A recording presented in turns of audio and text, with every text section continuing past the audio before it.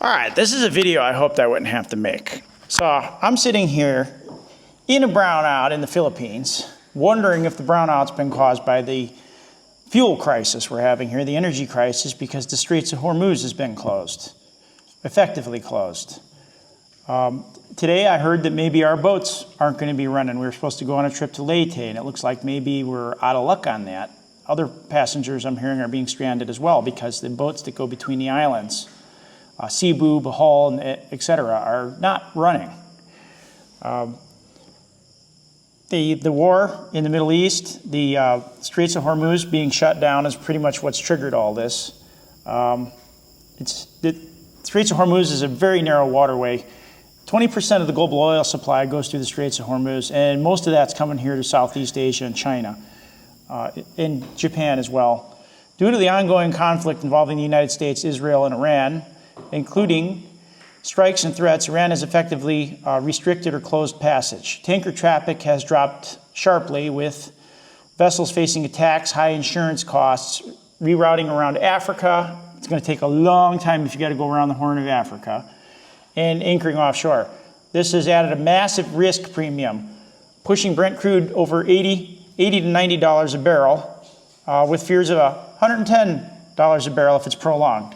Here in Penai Island, I have heard from reliable sources that the gasoline stations in Rojas City, for instance, they've been sending the PNP there, the Philippines National Police, to encourage the owners to not price gouge. And they can't keep up with it, from what I'm hearing. The gas station owners have resorted to taking down the prices. There's no price when you pull in to get your gas. You find out when you tell them to fill it up how much it is. The billboards have no price on them now. So that's getting to be very common now in the Philippines. The Philippines is heavily exposed to the Straits of Hormuz because 98% of our crude oil imports to the Philippines come through the Straits of Hormuz. 97% of liquid petroleum products plus 91% of LPG comes from Asian refineries reliant on Gulf supplies. So the petroleum products coming from the Middle East are also going into the LP gas, the gas you use in your stoves, your propane, your cooking gas. 80 to 90% of the fuel supply is tied to routes affected by the strait. Disruption means higher shipping costs, tighter supplies, and immediate price pressure at home even before physical shortages hit. So we've seen dramatic price increases already, and it's not the price increases that I'm worried about, it's the actual shortages. I was talking to a guy that's retired from the military today, and he was saying that the prices are already high, and for people in Manila and Cebu and in the inner cities, they're really going to suffer. They're going to have trouble getting food. They're not going to be able to, their jobs might not be running. The government has announced they're going to a 4-day work week. A lot of private jobs are going to be shut down because the price of fuel is too high. Everything from jeepney drivers to fuel stations. If you got no gas, you don't have a job. If the banca boats that go between islands, if the diesel cost is so high nobody's going to get on a boat, nobody's going to pay the fare, then those guys are not going to have a job either. So it's going to affect everyone in the Philippines. The Department of Energy has directly attributed the price increases to the Hormuz disruptions, market speculation, and global volatility. Well, a lot of it is the speculators. A lot of it's the speculators trying to front-run the crisis and line their pockets. They're coordinating staggering increases with oil firms to avoid shock, appealing for gradual implementation and warning of a chain effects like inflation and transportation costs. Real consequences are already showing, especially for inter-island shipping. That's what we're talking about. That's our first impact, is that we're paying a little more for our fuel, but yeah, the ships are not running between the islands, not like they were. It's been significantly reduced. Real consequences are showing for inter-island shipping, which relies heavily on diesel for ferries, cargo vessels, and roll-on, roll-off services, our ROROs. And the ROROs are often commercial trucks, trailers full of goods. Operators like OceanJet have canceled multiple Visayas trips starting March 6th. Cebu to Palampam, Palampam to Cebu, Cebu to Getafe. with extensions to March 7 and beyond due to fuel supply pressures and costs. Other companies such as FastCat, Archipelago, Philippine Ferries, Montenegro Shipping Line, SeaCat, and have announced fare increases effective mid-March.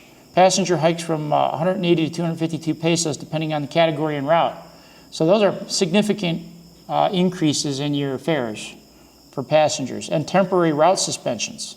Cancellations and reduced schedules are disrupting travel between Cebu, Leyte, Bohol, and other areas, leading to stranded passengers, delays, and higher fares. Broader impacts are rising costs for sea transported goods, so big inflation. Food, rice, materials, pushing up grocery prices. Logistics strain is hitting farmers, fisher folk, and provincial supply chains. Potential knock-on to public transportation fares via the LTFRB. Government responses include a temporary 4-day work week for some executive offices starting on March 9th to cut the fuel and electricity uses by 10 to 20%. They're even turning their air conditioners off. Fuel subsidies, cash transfers for vulnerable sectors, and excise tax cuts. Discussions are underway for contingencies if the oil hits $80 a barrel. I think we're already there. 1 to 2 months of oil stockpiles as a buffer. Stricter anti-hoarding rules, so you better be careful about hoarding fuel because there are laws against it. These are the straight facts and no fluff. So there you go, guys. That's my story. We are looking at an actual partly panic-induced, partly because the oil tankers are having to reroute around the Horn of Africa, or they're just sitting waiting for the situation to resolve. We're looking at an actual shortage and a speculator-induced price spike. And it's the real world effect is it's disrupting our inner island traffic, both goods and people. So it's already affected us. It looks like we're scrambling to find a way to get to Leyte, and I'm not so sure we're going to be able to do it. So, you know, you can judge in hindsight as 2020 whether they should have done it or not. But I'll tell you one thing: try doing this job that's being done over there in the future when the opponents built hundreds of canned sunshine and put it on there instead of conventional. So it would have been a lot uglier than this. So God bless everybody. Keep calm and carry on. It's 8:30 on Saturday evening, and we've got a brownout here in the Philippines. And I'm almost certain, I could be way off base, but it seems like suddenly we're having a lot of brownouts. And I'm almost certain it's got something to do with the fuel panic that's going on because of the Straits of Hormuz is having issues with the current situation in the Middle East. So I think we're going to be living through quite a fuel shortage here. Either a shortage induced by the panic and the hoarding, or an actual shortage because, I don't know, maybe tanker companies don't want to put their cargoes through the Straits of Hormuz, their precious ships and their oil. They don't want to put it at risk right now with what's going on. So this island, Panay Island, I know it has diesel generating power plants.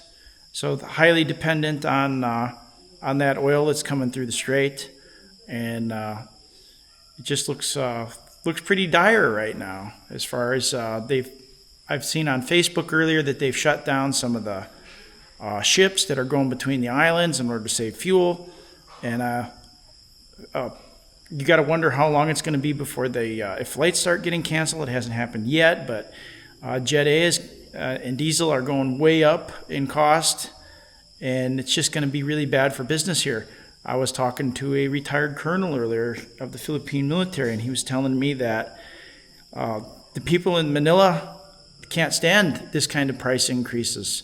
They're going to be without food because of these price increases on the fuel. So it's a life or death situation for a lot of people. And the thing to do right now is just keep calm and carry on, because I don't believe there's actually been any tankers that have been destroyed or anything along those lines. Right now, the main problem might be just hoarding. But we'll see how it goes. Out here in the province, people will be fine. It's an inconvenience. It's a blackout, no electricity, but there's food out here in the province. There's food everywhere you look. It's the people in Cebu, the people up in Luzon, and there's about 50 million people, I think, on Luzon. It's a city. There's not food up there. The southern part of Luzon, it's just tremendous. At night, you look, the whole area is lit up. It's a very high population density, so they're going to suffer. So let's hope it ends soon.